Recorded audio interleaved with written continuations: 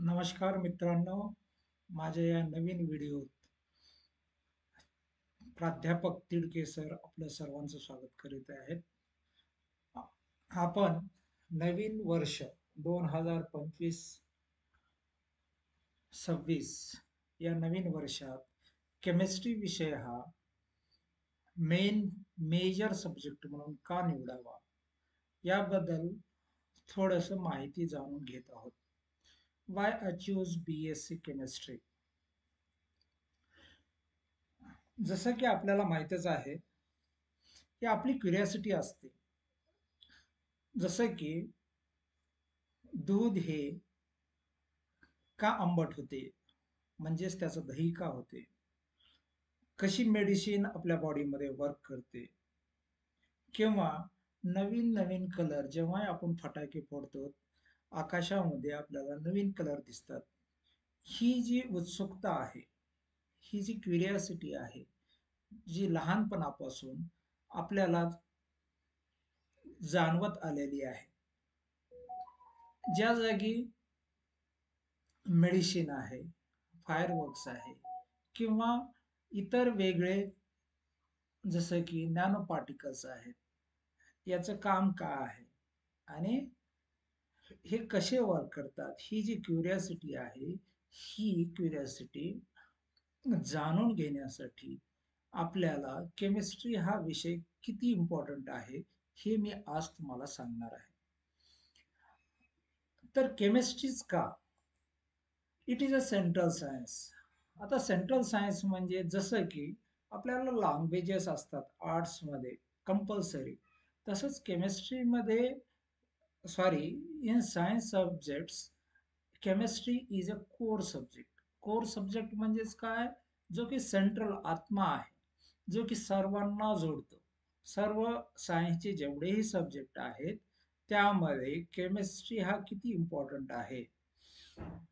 It related to the physics, biology, environmental science, engineering.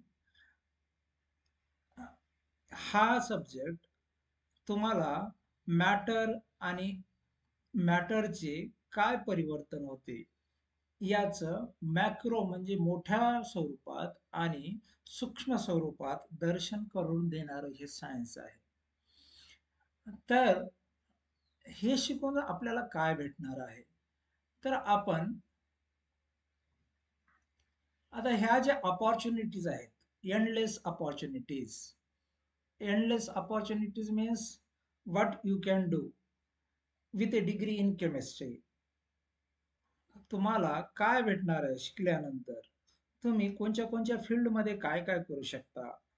तुम्ही तर आपल्याला माहीतच आहे की औषधाचं सायन्स त्याला फार्मास्युटिकल्स म्हणतो.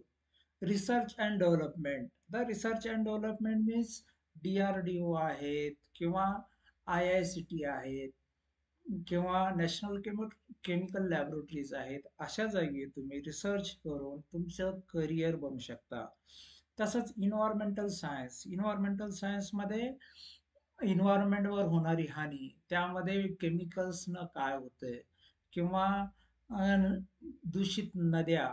आता तुम्ही पाहत असताल खूप सारे रील्स येतात की दिल्लीमध्ये गंगेवर फोम आलेला आहे, पांढरा जो थर आलेला आहे, तो कशामुळं आहे? क्वालिटी कंट्रोल अँड टेस्टिंग म्हणजे जोही प्रॉडक्ट येतो फूड इंडस्ट्रीमध्ये किंवा फार्मास्युटिकल्समध्ये, हे कसं आहे, त्याची क्वालिटी काय आहे, ते क्वालिटी कंट्रोल कसं करतात, टेस्टिंग कशी करतात. दुसरं आहे teaching and academic. Teaching and अकॅडमिकमध्ये तुम्ही प्रोफेसर पासून the science teacher at the primary level, primary level पासून ते प्रोफेसर लेवल, सायंटिस्ट लेवल पर्यंत तुम्ही यामध्ये करिअर करू शकता. तसंच आहे फॉरेन्सिक सायन्स. तुम्ही CID तर पाहतच असतात.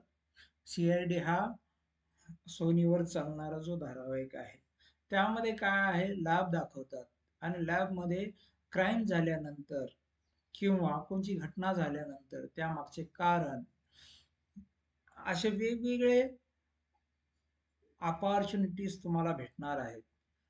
तर चला Chemistry has the power to solve real world problems, developing life from saving drugs to creating sustainable material. आपण मोबाईलचं साईज पाहत आहोत. दिवसेंदिवस साईज जास्त, मेमरी परत वाढत आहे, रॅम वाढत आहे. हे कशामुळे साध्य झालेलं आहे? तर आपल्या केमिस्ट्रीच्या नॅनो टेक्नॉलॉजीमुळं. त्यामुळं तुम्ही निश्चितच, are you want to be a part of this change? Yes. What is your answer? Yes.